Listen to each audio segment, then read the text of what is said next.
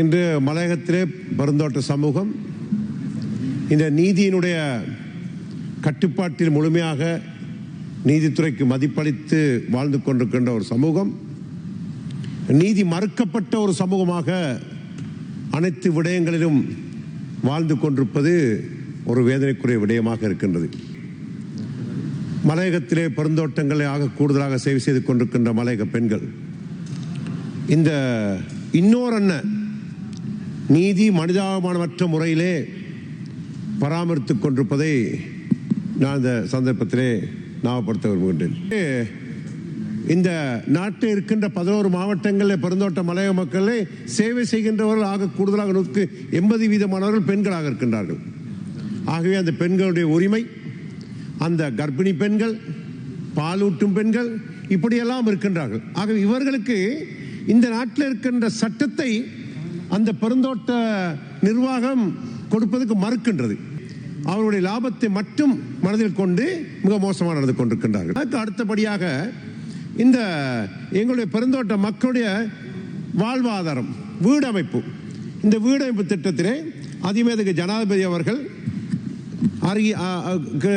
ஒரு அமைச்சர் பத்திரம் சமர்ப்பித்திருந்தார் கடந்த வாரம். அந்த மக்கள் வாழ்கின்ற பிரதேசம், அந்த மக்கள் வாழ்கின்ற பிரதேசம் அனுபவிக்கின்ற ஏனைய சமூக நலன் சார்ந்த விடயங்கள் அனைத்தையும் கிராமங்களாக அறிமுகப்படுத்தி அந்த ஒரு கிராமத்துக்கு கொடுக்கப்பட வேண்டிய அனைத்து சலுகைகளையும் அந்த பெருந்தோட்டம் கொடுத்து அதிலே கிராம உத்தியோகஸ்தர், சம உத்தியோகஸ்தர் தனியாக நியமித்து ஒரு கிராம மட்டத்திற்கு அந்த பெருந்தோட்ட டிவிஷன்களை கொண்டு வருவதாக அதிவேத ஜனாதிபதிகள் தெரிவித்திருந்தார்.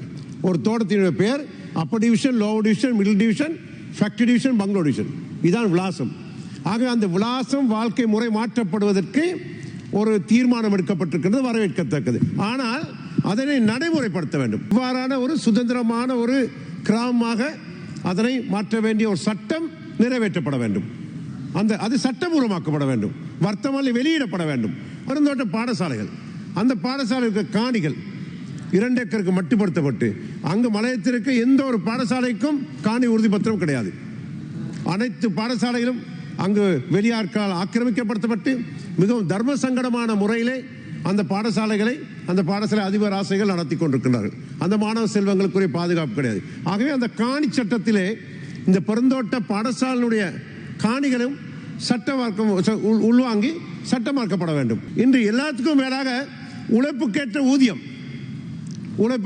ஊதியம், இந்த உழைப்பு, இந்த மலையக மக்களுடைய உழைப்பு சுரண்டப்பட்டு அதற்கு பல வர்த்தமானிகள் வெளியிடப்பட்டு இன்னைக்கு அந்த வர்த்தமானிலாம் மீறி ஜனாதிபதி உத்தரவை மீறி செயற்படுத்தக்கூடிய ஒரு சக்தி ஒரு பெருந்தோட்ட கம்பெனிகளுக்கு இருக்கின்றது.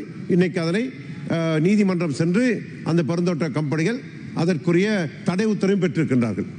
இது உலகத்திலேயே ஒரு மிக ஒரு அதிசயமான ஒரு சம்பவமாக இருக்கின்றது.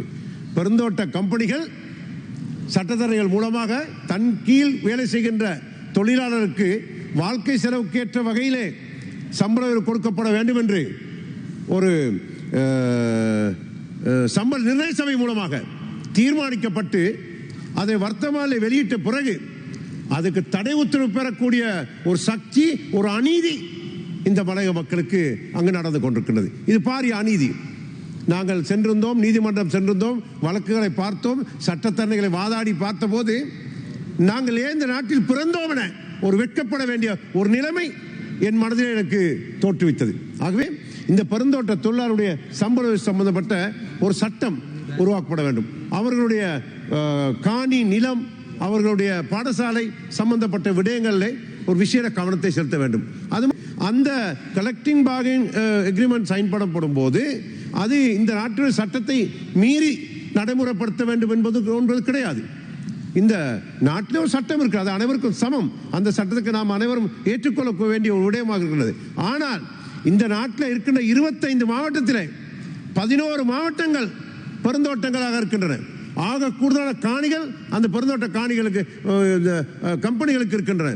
மொன்றாகலை, பதுளை, நுவர்லியா, கண்டி, மாத்தலை, கேகாலை, ரத்தினபுரி, களுத்துறை, மாத்தலை பகுதியிலே தெனியாய் போன்ற பிரதேசம், காலியிலே நாக்கியா தெனிய போன்ற பிரதேசம், கொழும்பு மாவட்டத்திலே அவிசாவளை பிரதேசம். ஆக இப்படி இருக்கின்ற 11 மாவட்டத்திலே ஆக கூடுதலான காணிகளை இந்த ஐந்து சொந்தக்காரர்கள் கம்பெனிகள், 5 கம்பெனிகள், 21 கம்பெனிகள், 5 சொந்தக்காரர்கள், 22 கம்பெனிகள் நடாத்தி அந்த மக்களுடைய இந்த இலங்கை ஜனநாயக சோசலிச குடியரசுடைய சட்டத்தை மீறி, மனித உரிமையை மீறி அங்கு நிர்வாகம் செய்து கொண்டிருக்கின்றார்கள், லாபத்தை மட்டும் கருத்தில் கொண்டு.